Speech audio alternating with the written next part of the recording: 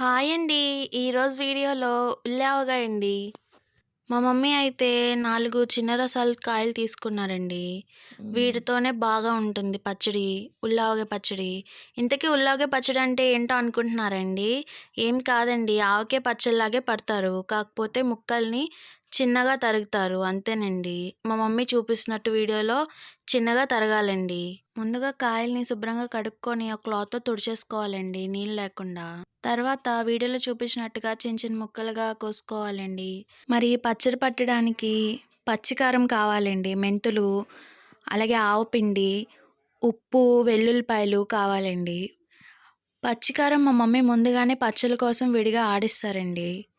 అప్పుడు చూపించిన సరుకులన్నీ వేసేసుకొని బాగా మిక్స్ చేసుకోవాలండి. అలాగే వేరుశనగ నూనె కూడా కావాలండి.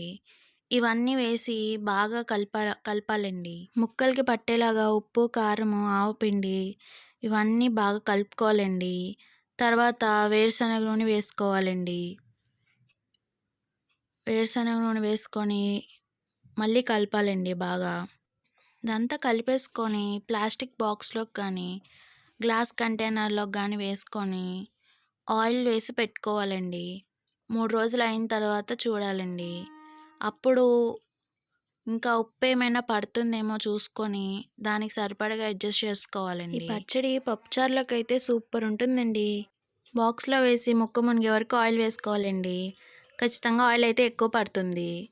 ఇది మళ్ళీ మూడో రోజు వీడియో తీసి పెడతానండి మీకు ఎట్లా కుదిరిందని. వీడియో నచ్చితే గనక లైక్, షేర్, సబ్స్క్రైబ్ చేసుకోండి. మాకెంతో సపోర్ట్‌గా ఉంటుంది. లైక్ చేసుకోండి వీడియోని.